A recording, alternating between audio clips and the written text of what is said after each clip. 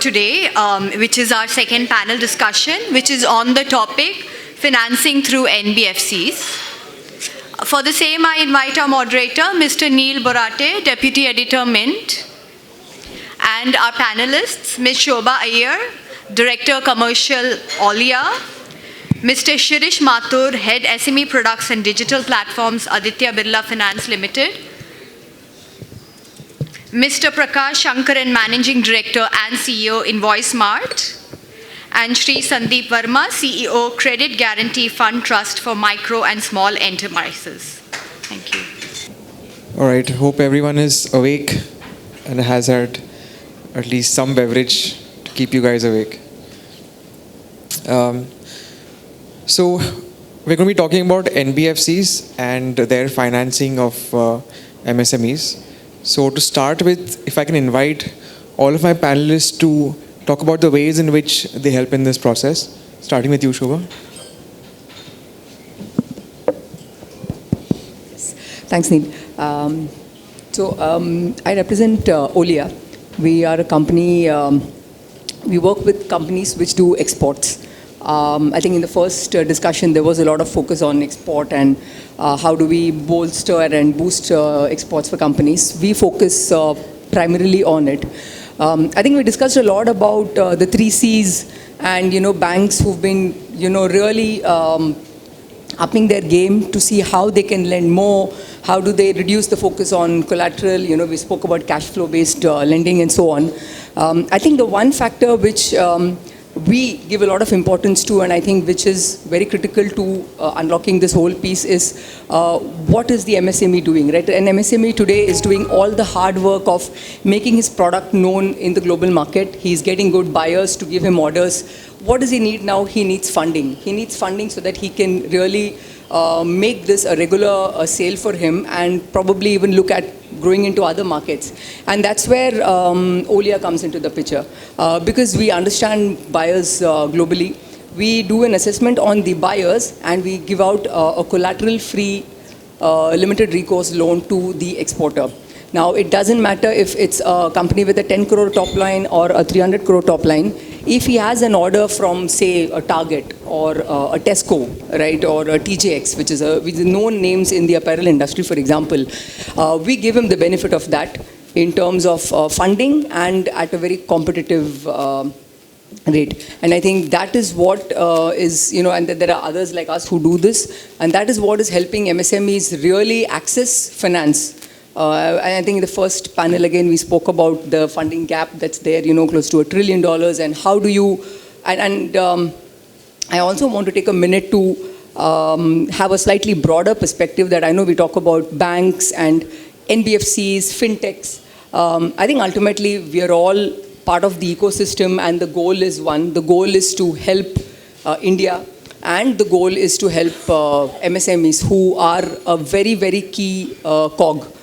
We spoke about them contributing over 45% of India's exports. And if India has to reach its target of $3 trillion exports by 2030, this is the segment which will have to be empowered. And at Olea, our vision and our path is all towards this. Work with Indian companies, see where they're exporting, make them competitive in their markets by giving them the ability to negotiate longer credit terms without any additional risk and without having to really go through the grind in getting funding from banks which are riddled with constraints like collateral, cost, time, and so on. So that's what we focus on primarily. Yeah, thanks, Neil. So I think in my view, given the diversity and scale that India operates at, right, and the growth that India is chasing, and we spoke about MSME being the backbone, practically all of you contribute 1/3 to India's GDP. I think there is every player in this ecosystem has a role to play, right? Whether it is NBFC, traditional banks, or fintechs, like Shobha spoke about. Statistically, if we see NBFCs actually contribute 20 to 25% of the credit that is in the market in India today. So they are actually playing a role in bridging the credit gap, and we all heard the number of credit gap that exists today. It's to the tune of $240 billion. Particularly, I see where NBFCs have a role, and Neil, that you asked. While, of course, NBFCs are in the market giving credit to all the segments, be it SME or corporate, NBFCs are playing large role in three areas. One, of course, in this whole drive of financial inclusion and bridging the gap that traditional banks for some reasons have not been able to cater to, and that's why NBFCs today have a share of 20-25% in the Indian credit market.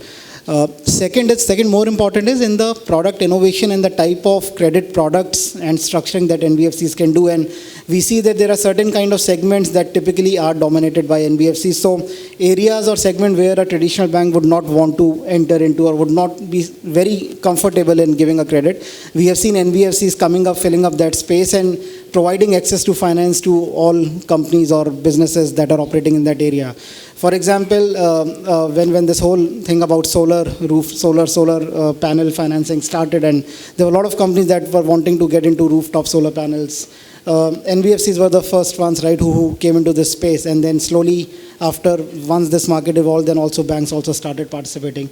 At Aditya Birla Capital, since last 10 years, we are very much focused on MSMEs. In fact, 50% of our total loan book is towards SME finance. So there are pockets, specialized pockets, niche areas which NBFCs has picked up, and that also is helping in bridging the credit gap that we all speak about, right, in the SME space. And third, I think one also critical element is, and of course banks are also catching up, and but NBFCs, in my view, have been among the first movers or fast movers in adopting technology and translating that technology into very seamless credit processes, so that businesses like you can get access to credit very seamlessly.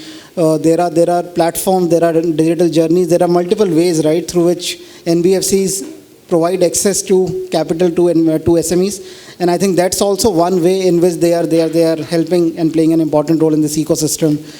You would have seen, and I think there are pamphlets on your table, at Aditya Birla Capital, we have launched a digital platform known as Udyog Plus, which not only caters to the financing needs of all businesses like you, but also all other business needs that typically you require on a day-to-day business to grow your business, to manage your business. So I think there is innovation that is happening in this space, right, by NBFC as well, and at large is helping the ecosystem to get access to finance. Hi, good evening everyone, and thanks to Bombay Chamber of Commerce for having us over here. I'm Prakash Sankaran. I represent Invoicemart, which is India's largest trade receivable discounting system. The TRED scheme, which is Trade Receivable Discounting, is a pet project of the Government of India and the Reserve Bank. This has been set up primarily to address the issue of gaps in working capital for MSMEs. As of April, the demand was around 70 lakh crores. The entire fulfillment of that, including from the banking system, is only to the tune of around 30 lakh crores odd. So there is a huge gap which even banks are not able to fill. Frankly, even NBFCs are not able to fill. So this system is basically built for invoice discounting. The thought process is that small businesses should be able to upload their invoices and get finances quickly through the banking system or otherwise, and thereby reducing the working capital cycle for them. That's the thought process of TREDS. To share with you, almost all the business on the TREDS platforms have actually happened post-COVID. We ourselves have seen about 130,000 crores of financing already. On any month, on any bad month, we do about 6,000 crores of financing. So this is where we are in terms of coverage and what it means for MSMEs. There are close to 5,000 buyers already on the TREDS programs. Right, so 5,000 of India's largest companies are already on the platform, on the TREDS program, and close to 75,000 MSMEs are already onboarded. This is part of India's DPI, the Digital Public Infrastructure Push. The TREDS program will work with account aggregators and all the latest, enablements that are there to ensure that fund moves quickly. Recently, in the Global FinTech Fest, you would have seen that we announced our tie-up with NPCI under the BB Bill Pay scheme, where we are trying to enhance the reach of TREDS itself. So that's broadly what I'm here for. The other aspect is, as of now, trades typically has banks and NBFC factors. And there was a feeling that MSMEs are not getting represented, particularly micro and small MSMEs. And now, through statute, NBFCs have been onboarded. They have been allowed to onboard on trades. And we have just begun the program, and we want to see how it goes. Sorry, just one quick follow-up on that, Prakash. Yeah. There are fintechs who are trying to get retail investors also involved in invoice discounting. Is this an area that individuals can comprehend and should get into? So this is, frankly, more the government vehicle. This is not in that sense a private fintech. I mean, it is a fintech because it is an exchange and a marketplace. But the participants, if you look here, are banks, are the financial system of the country.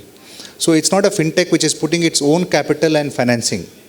So there will be a difference between a digital platform launched by a fintech or by an NBFC for financing, and this is more part of the infrastructure.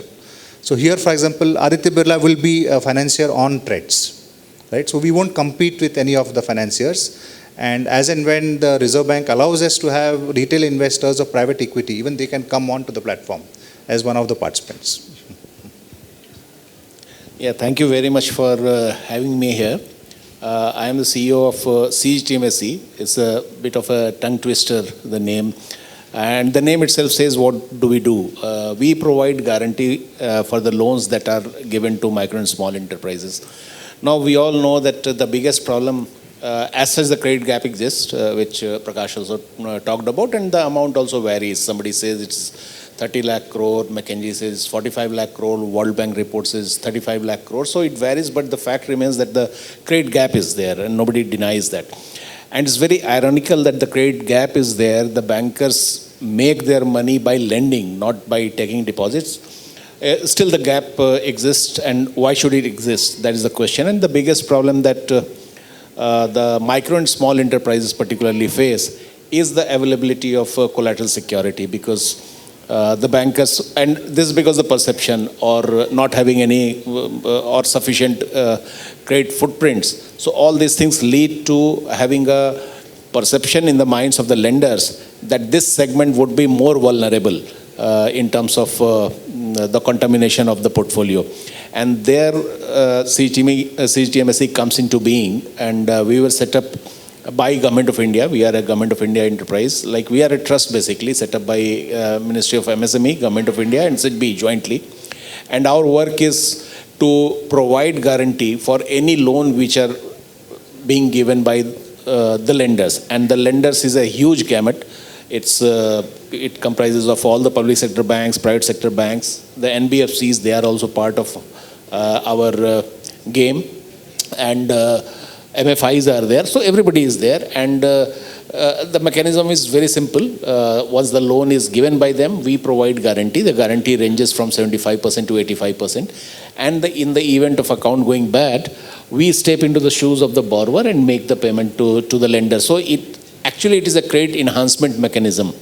The credit risk of the borrower is minimized by our entry. And since it is a sovereign guarantee, because it's backed by the Government of India, so it comes with a lot of advantages to the lenders in the sense that the capital charge is zero, because the risk or weight that is attached is zero. And the IREC norms also are not applicable, since it is again guaranteed by a sovereign body. So these advantages are there, and basis that the lending has to take place. The idea is that perhaps that would make the lenders more enthused, or rather less conservative when it comes to this segment. Because we all know, I mean, this segment or lending to this segment has some inherent problems. I mean, nobody denies that, because the quality of primary security is not such where there is a lot of salvage value. So that is where the role of our institution comes in. And the RBI guidelines also stipulates that loans up to 10 lakh, the collateral need not be insisted upon. So you cannot give a loan up to 10 lakh and ask for the collateral. But of course you can say no. A lender can say no. I mean, so there lies the catch. And there are various studies and various reports which says that to have a proper understanding of how much the ecosystem is, looking at this segment favorably, that can be judged by a ballpark. And the ballpark given by the KV Kamath committee recommendation, which came in 2018, he spoke about that about 25% of the credit which is going to MSEs, that should be covered under the guarantee, because that would be indicative that this amount is at least going to the segment which do not have a collateral. And right now we are at about 10 to 12%. And that also has happened with huge push in the recent years by CGTMSE. Like Prakash was quoting the figures. Last year alone we guaranteed about 17 lakh borrowers and more than 2 lakh crore worth of guarantee. And overall in our 24 years of journey to be precise, we have covered about 7 lakh crore worth of loan and about 1 crore number of borrowers. So it's huge. I mean, it's the world's largest in terms of the number. And the last 2 years itself, we would have done about more than 3 lakh. So about 50% of what we have done in last 2 years, it's about 50% of what has been done in last 24 years, and about 2/3 of what has been done in last 3 years. So there is a huge push, but despite that, you can see that the share of CGTMSE covered guarantee to the total credit which is flowing to this segment is about 10 to 12%. So, I mean, a long way to go. So this has to be seen, and the importance of this mechanism is very, very obvious. I mean, the days of helicopter dropping of money is over. The government also wants to give it where it is required the most. It is kind of a drip irrigation. And this concept also has gained momentum post-COVID or during the COVID, because the emergency line of credit and all, they have shown that rather than giving the entire money to the banking segment, it's good that you back it up and step in only when the account becomes bad. So it has a multiplier effect also. So this is the mechanism on which the guarantee mechanism works. And of course, NBFCs are a very, very important cog in the wheel. And all the things, the co-lending which has been brought about to encash the advantages of banks as well as the NBFCs, and even those things could be covered by us. See, our thing, I would end up by saying this, that we are like a sweetener. This can be put to any product that is available in the market, and that will make the scheme or the product more acceptable to the lender. Like we have been discussing with Prakash also, that how do we come into the trades platform also. And the beauty of that would be that suppose there are some buyers on whom the financiers are not willing to take a call, depending upon their credit rating and whatever. So if there I come in and I provide guarantee to that, so basically the reluctance of the lenders would come down. So this is a credit enhancement tool which can be used with any product. So this is what we do, and as we go about, then we can discuss more about this scheme. Just one follow-up. Procedurally, how does this work? Does the MSME come to you, and is there a... No. SMEs have to approach the lenders only. The primary due diligence has to be done by the lender. They give the loan, and they come to us for coverage. So basically, the motto should be that. See, ultimately what happens, any government scheme, it can be used nicely, it can be misused also. So the motto is the guarantee for loan, not loan for guarantee. I mean, you know what I'm saying, that not just because the guarantee is there, the loan should be given. You give the loan, and if you're not in a position to give the loan merely on this count that the collateral is not there, then remember me, then I am there. Now, one of the common complaints we hear from our members is the very high rate of interest NBFCs charge, affecting their profitability. This is a vicious cycle: high interest, high finance cost, low profitability, and borrowing at high cost. How is this debt trap addressed? So at Olea, we have a very interesting way in which we tackle this. Like we said, we look at the quality of the asset. So if there's an exporter who is supplying to, say, Tesla, just as an example, because it's such a well-known name. Now, it's a very good receivable. The chances of delinquency are close to zero, if not zero. When we approach funders, we show them the quality of the asset. And then the name of the exporter, frankly, becomes immaterial, because The risk you're taking is your exporter has sold. What if the buyer doesn't pay on the due date? Now, if you're talking about names which are such well-rated names, and Tesla is just one, I'm saying there are so many others, and because we understand the global markets, we have a way of rating different buyers. So any buyer which has a decent credit grading, as far as the funder is concerned, he has to look at it saying this is a payment risk of X buyer, and it looks good to me, and I'm happy to take up that risk. Instantly, the conversation changes from how do I lend to an Indian MSME called ABC to how do I fund a high quality trade asset. And that is where the whole discussion changes, and that is where the cost mathematics change significantly. And which is where in the 2 years that we've been in operations in India and other markets, we've been able to show value to the Indian exporters by offering them a very competitive rate for the export funding. Otherwise, today, if an MSME goes to a bank and asks for a packing credit in foreign currency or post shipment, the pricing is going to be very high. Not to mention, it's going to be backed by a very strong collateral, and he has to pledge, everything that he has to make sure the bank lends to him. But with us, the difference is we look at it from the quality of the trade asset perspective, and that changes the cost dynamics significantly. Yeah, so we found an interesting solution so far as the TREDS platform is concerned for this. What we did actually was that the system is such that the recourse of any invoice is actually on the buyer. So what actually happened was that while the MSME would command maybe a higher interest rate from the banks, because of the underwriting view of the bank on the MSME, the bank would have a different view on the buyer itself. So to share with you, during COVID, when we had so many issues, we found that some of the Navratna PSUs, the rates that MSMEs were getting were as fine as 3.6 or 3.7%. Right? It's unimaginable. While in the market, you are getting MSME loans at anywhere from 11 to 18%, depending on a bank or an NBFC. On the TREDS platform, what happens is because the recourse changes to that of the buyer, the rate undergoes a significant change. It's significantly lower than what the MSME would get. That's one. And two is that there is a bidding mechanism. So here, regardless of whether it's a bank or an NBFC ultimately financing that MSME, they are actually bidding against each other. Right? So it's like a stock exchange for invoices in many ways. And that drives down the rates to a level that, of course, that the financiers are making money at. But still, it would be far better than what the MSME would normally get in terms of market rates. I can also just come in. See, the question is very tricky, let me admit it. And when we talk about being high or low, being high or low is always a comparative statement. So we have to see what we are talking about.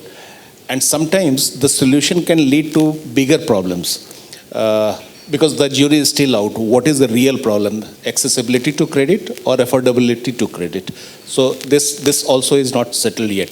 Like, I'll just share our experience, what we did, that since it was thought and correct thinking that since CGTMSE guarantee scheme is a public good, it's coming from the government, then there should be some check on that, and nobody should take it to, pull a fast one.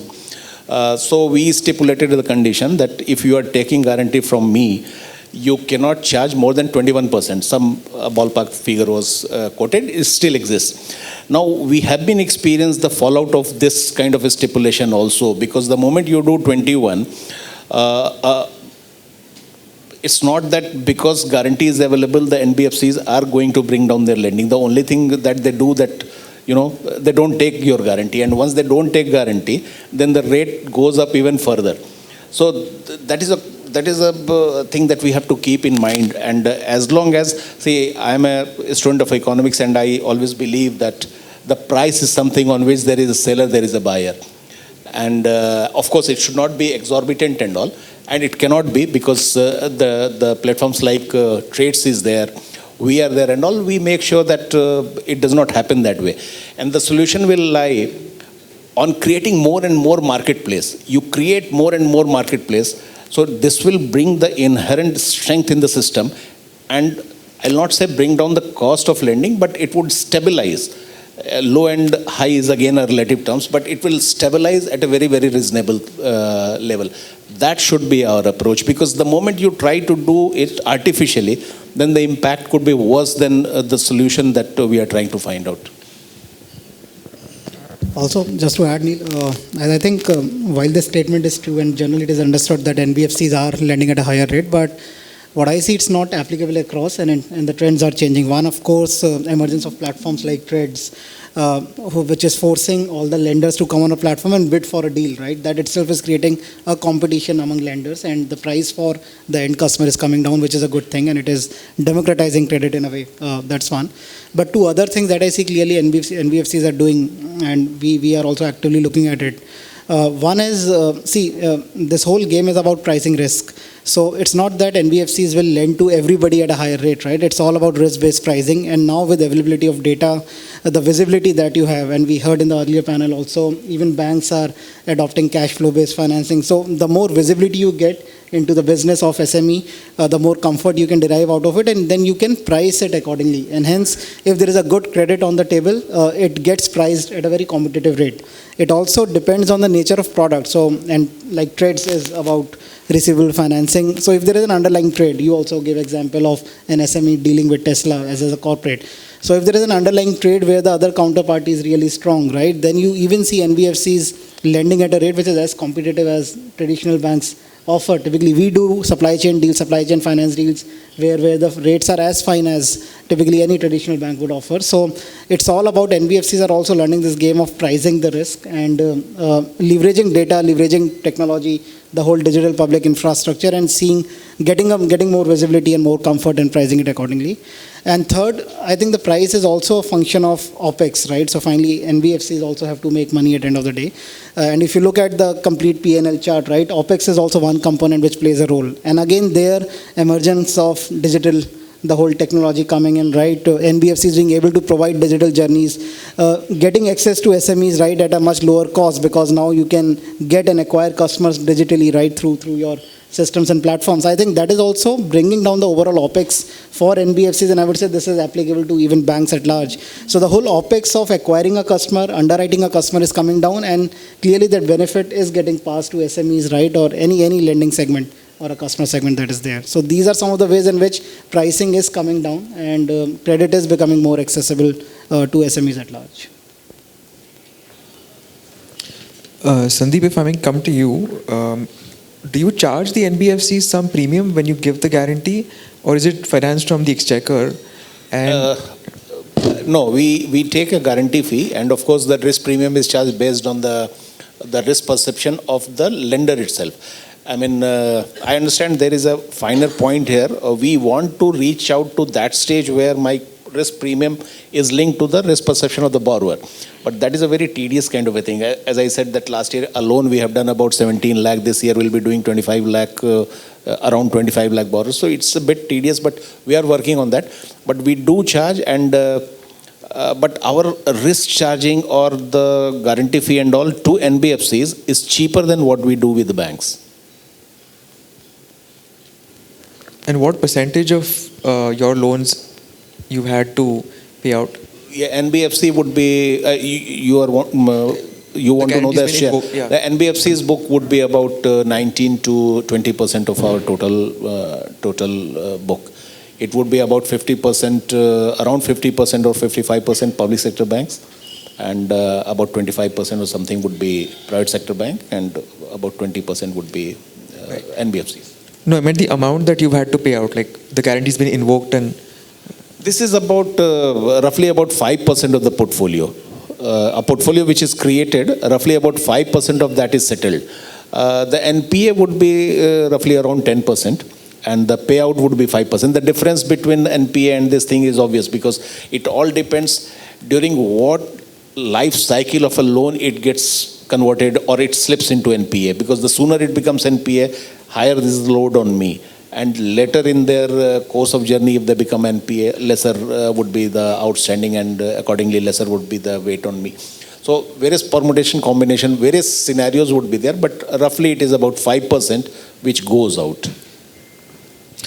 Now, when the RBI raises risk weights on NBFCs, does this in turn affect the financing of MSMEs? If anyone would like to. So in fact, I would say, and I would take example of the recent move that regulator took, where given their concerns around the sharp rise in consumer finance, right, or the personal growth in personal loans that is happening in the industry, they have increased risk rates on the personal loan. So if you have to especially talk about in context of SMEs, I think now lenders are trying to look at increasing their overall contribution in SME lending. So the general idea and the move is that lenders are trying to bring down their personal or consumer finance book. And I think the trickle-down effect of this would go to SMEs, because the other segment, right, which is where there is an opportunity, there is a gap, and lenders can look at offering credit, would be SME. So I think the recent move by RBI, this is a segment which will tend to benefit out of it. But of course, depending on whatever, if there are adjustment in risk weights, right, it of course affects availability of credit. Not only availability of credit, because it also affects the end pricing to the customer. But the recent moves that have happened, I think this is a segment which will get benefited out of it. But yes, of course, any move by regulator will have its own repercussions, right, on the overall credit market in India. I think the impact will pronouncedly be on liquidity. We'll ultimately have to see how much liquidity is there in the system. And of course, there will be an impact on rates. But given that there is such a huge gap in terms of, such a big financing gap, my guess is that, funding will still happen. But I think what we'll need to worry is whether we'll have sufficient liquidity in the system.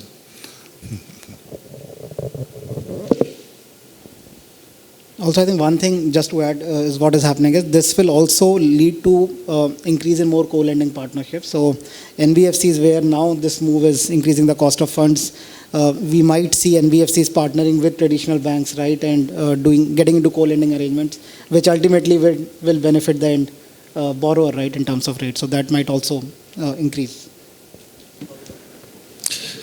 So what are some of the factors that you see before advancing loans to MSMEs? If you like. So ultimately, Neil, the credit is all about when you are giving credit to any borrower, right? It's all about what you check is the intention to pay and ability to pay. So I think you talk about any credit, whether it is to an individual or SME or to a large corporate, these are the two underlying dimensions that largely play. Of course, factors vary from product to product, and I'm sure all of you and business owners are sitting here would have gone through these cycles. So if you're looking at let's say a supply chain finance, where there is an underlying trade backing it, then the factors would change, and you would also see who's the counterparty, standing of the counterparty, right? So if an SME is buying from a large corporate or supplying to a large corporate, the whole view changes. So there you base your risk assessment more on the relationship and strength of relationship of that small business with the large anchor, the vintage of that relationship, right, how the transaction history has been. So rather than going traditional way of looking at financials, of course you check financials and the basic things there, but your risk weights move to the strength of relationship between the two. If it's all about standalone term loan, which let's say an SME would be looking at, then of course there are multiple factors. You look at financial, look at cash flows. We have hearing news about all the lenders are moving from traditional ways to newer ways, right? They're moving towards cash flow based lending. So strength of business, strength of the borrower, bureaus are there to tell you about the intention to pay. So there is infrastructure available, right, which provides you information, and all these factors come into play.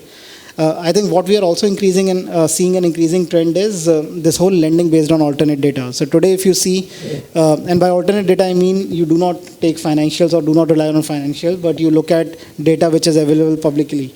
And today, I was going through a research report in India, share of lending which is based on alternate data is close to 10-15%, and that itself is expected to rise to 30-40%. What it would mean is that it would make lending much more easier, right, for a lender, because they would have access to data.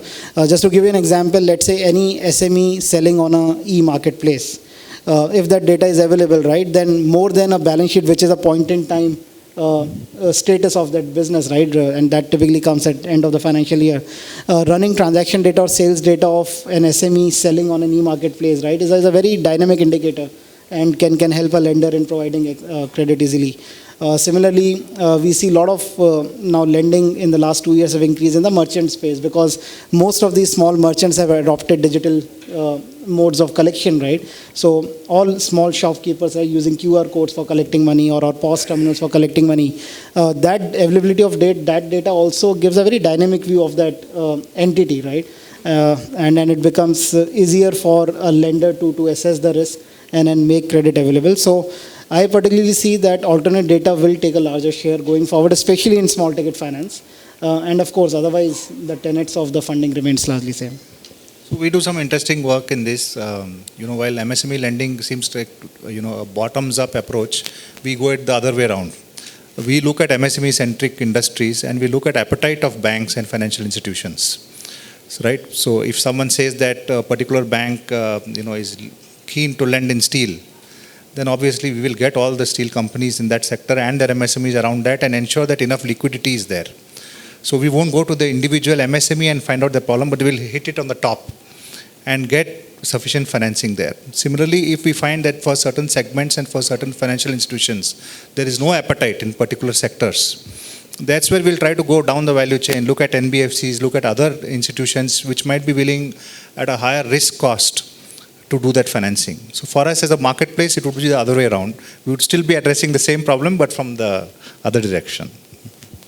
Just to add on to what Shirish just said, that he's bang on. I mean, traditionally and since beginning, these are the two things that you, as a lender, you check: the ability to repay and the intention to repay.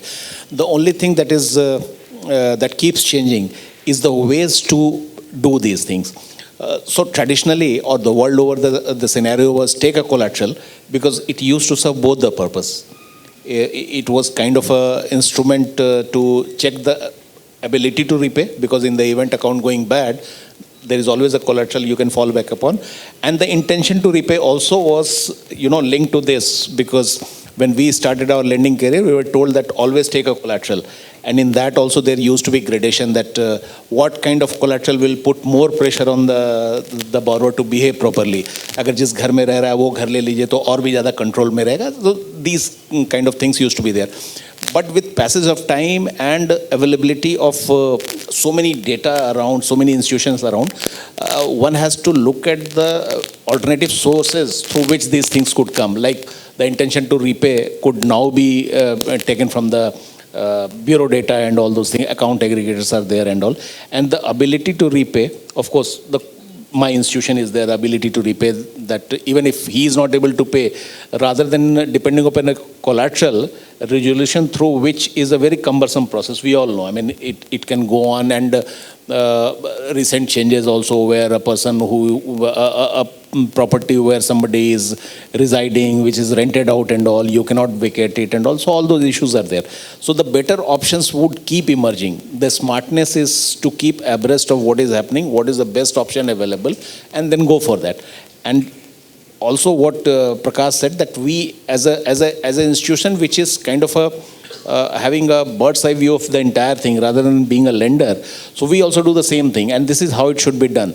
So it's a very important tool in the hands of the regulator or the government, that if they want to increase the credit flow in a particular field, in a particular geographical area and all, so these tools could be used. Like what we have done, that we have made our credit guarantee scheme more lucrative in aspirational districts.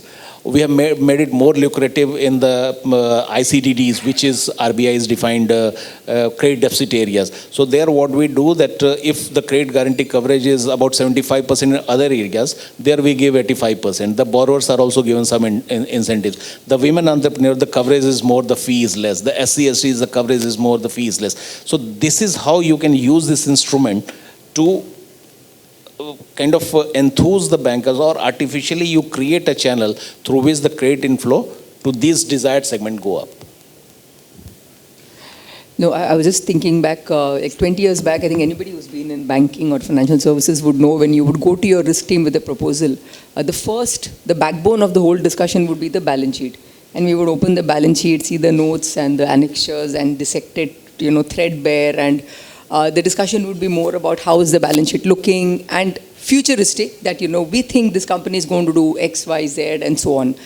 And times have changed so much that today you have data. You can actually show, like, look, this is what this company has done these last 5 years. The balance sheet is there, but let's not base too much on it because it's at a point in time, like she said. So it's about the data that is there, which is overwhelming and which covers so many aspects, past shipment, past payment, past repayments to banks, you name it and you have it. And so that makes decision making very, very different. And it's about, very quickly that, yes, this is a name we want to lend to, and this is a name we probably don't want to lend to, and maybe we need some other strengthening, like Sandeep said, something like that, a guarantee which can make do. So I think the decision making process in the last, I think 2 decades has completely turned for the better. And I think that is what is really helping, all of us, whether it's a fintech or a bank or an NBFC, I think data is what is helping us decide faster. And it's also helping, obviously, the SME because he can rightfully ask for funding basis the things that he's done. See, basically speaking, there are two persons involved in any lending. There is a lender, there is a borrower. So there are going to be 4 options, 4 outcomes. So you have to see in which matrix you want to be there. Lender wins, borrower wins. Lender wins, borrower loses. Lender loses, borrower wins. Lender loses, borrower loses. So out of these 4 matrices, where you want to be there, that is the crux of lending. Okay, one final question from me, and then we'll throw it open to the audience, which is about leveraging new technologies like account aggregators. Some of you alluded to this already, but if you could elaborate on this. Also, I think RBI has big plans to have a UPI-like system for lending. So how would this be leveraged? So, Trades is a an obvious example of how this has been leveraged. But broadly speaking, if you look at the digital public infrastructure, different sets of data are now available to institutions, which are lending institutions, as well as marketplaces, wherever the marketplace has access to that. So what it's allowing us to do is to create a data pool and create a virtual image of exactly what the institution wants. Today, if an institution, whether it's retail or otherwise, tells me that, I want to do credit cards in Chhattisgarh for income level 25,000 and above, and in the demographic 25 to 40 years. Now we are able to give exactly that. That's what has changed from an account aggregator model. And whether it's a marketplace like us or it is lending fintechs or banks, we now have the ability to bring data of different kinds, including GST, income tax, then the other KYC related documents. You can actually pool everything together and give it in the exact form that institutions want. And what that does is it actually brings down the operating cost also significantly. Earlier you were running, behind individuals to compile all this. But right now, through this DPI, you can actually serve it upfront and in bulk. Right? So instead of the lender, the borrower running after banks, we have the reverse situation where, the lender is now approaching the borrowers with offers. Well, this is for individual cases, but in marketplaces like us, we are now able to see the system itself and how, various sectors are moving. Within that sector, how various industries are moving, and then we are able to focus particularly on that and drive a particular behavior. Are banks sharing data properly, the loan and credit card data on account aggregator? Because that was an issue some time ago. I don't know if it's been resolved. I'm afraid I can't comment on that, but the data that we require generally we get. I can say that. Okay. The kind of data that is available with account aggregator, that is sufficient to derive at models which can lead to correct predictability. See, I always believe that lending is not as difficult as it is made out to be. With the data and everything, if we can, and one good example is COVID vaccine, with the genome sequencing and all, if the vaccine could be created, lending is not that difficult. The only thing is that the predictability model has to be there, and many people are working. The game theory model is working, and so many indications are there basis which, basically one has to see the cost of default and the benefit of default. The moment you are able to do this, and there could be the variables on which it depends, which is very common. The age is a variable. A borrower at 60 years of age has less cost to default as compared to a borrower who is 30 years. So from there also predictability can be done. So it is only a smart use of data information and some machine learning and AI, and this could be done. See today, and I'll try to answer it with two examples. Today I see a lot of customers who come to us on our digital platform, and I see a lot of small businesses coming on Udyog Plus, which is the platform, in want of an unsecured loan. And in 2 minutes flat, they are able to get the funds in their account. So right from starting their loan journey, they get the money right in 2 minutes in their account. Similarly, small businesses who are supplying to government, they need not even come to me, right? They come on GEM Sahay, which is the government portal, right, for e-supplies. They come to GEM Sahay portal, which is there by government, and are able to discount invoices, right, through me, and there are other lenders also on that portal in a second, right, and the disbursement is instant. Now, both these examples, if you look at, so one was an invoice discounting example, the other was an unsecured term loan example. All this has been made possible in last 2-3 years because of the digital public infrastructure that has come up. So account aggregator is one of it. But you talk about GST, right? So now the GST data is available on a click with consent of the borrower. In the whole journey, not only you get this data to assess and give a sanction, even after sanction, the disbursement used to be manual or used to happen with a lag. Now the Digi KYC, which is available, video KYC, which is available, right? So all these, the whole India stack, Aadhaar, all these tools are available to actually enable a journey which is end-to-end digital.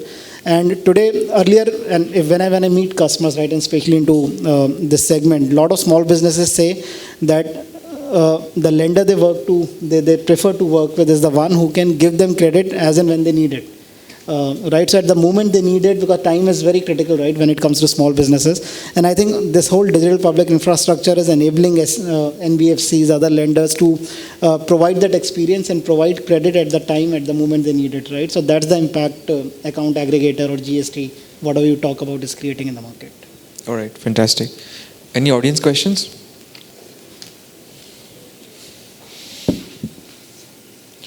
All right, we have 4 minutes left, so if no audience questions, I'll give 1 minute to each of you to conclude. Shobha? Yeah, I think I just want to reiterate that for SMEs at Olea, we are here to help you grow your exports, venture into new markets, try and work with different buyers, strengthen and make your trade terms very competitive. And we really want to be a part of the growth story for the SMEs in India, and looking forward to working with a lot of you in future. Thank you. I would just say that the whole credit landscape has evolved significantly over the last few years. So as small businesses, I understand credit is a tool, right, that enables you to grow your business, to run your business on a day-to-day basis. The only thing I would say is that lenders are also willing to look at SME as a segment. This is the most important segment, right, and everybody's talking about. This is one segment where we also feel the whole credit growth can come in.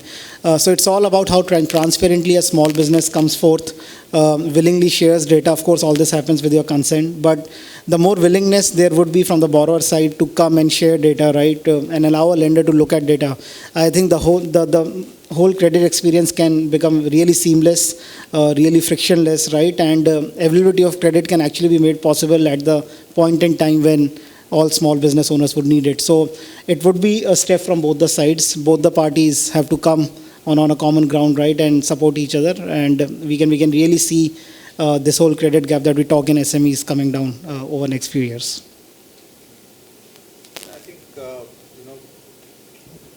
I think we are at a time where a lot of solutions have now come to fore. But participation is going to be key, and I won't say that this audience is only about MSMEs. I'm guessing that there are a lot of buyers. The government of India in its budget notifications actually announced that companies with turnover over 250 crores can now also participate on the TETS program, which basically means that a lot of you who are small businesses can actually come on as buyers on this platform, and micro MSMEs under you, micro and small MSMEs, they can benefit also. So I feel that participation is going to be key. There are a lot of good schemes from the government, but generally, even now we find a lot of MSMEs are also not aware of a lot of good schemes. A lot of MSMEs have actually not even gone and registered for Udyog. So I think some of the basic things also have to be addressed. Unless you are visible to the system, there is no account aggregator system which will pull your data and give it to financiers. You also have to make yourself visible. And same goes for MSME, same goes for buyers. You have to participate. And then, then people will bid, then there will be a competition that will drive down rates. That's my thought.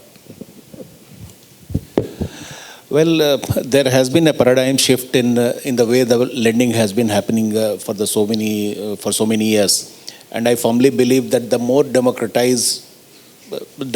the entire ecosystem becomes, the better it is, and it is becoming, because the DPI is there and all those things which is freely and equally available to everybody. It will lead to democratization of the lending process, and which will be in favor of micro and small enterprises. And the other thing that is getting realized, and the better it is realized, it's good, because we have to keep thinking that the collateralized lending cannot continue forever, because the lending is a function of economic activities, whereas collateral is fixed. So today there may be availability of collateral, but imagine a scenario in 2047, 2060, the credit requirement would be there at that time also. But I can bet, or you also can agree with that there may not be any collateral available to back up those kind of credit requirement. So it is good that we should develop a mechanism which is function of the same variables, in a sense that if the credit requirement is infinite, so that cannot be made with something, or cannot be based on something which is finite in nature. So it has to be, both have to have the same kind of flexibility. So the guarantee mechanism is the answer, because whatever be the predictability and all, so there has to be some mechanism through which the lenders can be assured of credit enhancement. They can be assured of if something goes bad, then there is something to fall back upon. So to that extent, guarantee substituting the collateral is the need of the hour, and it's going to be increasingly important in times to come. All right, thank you everyone for dissecting the issues involved and providing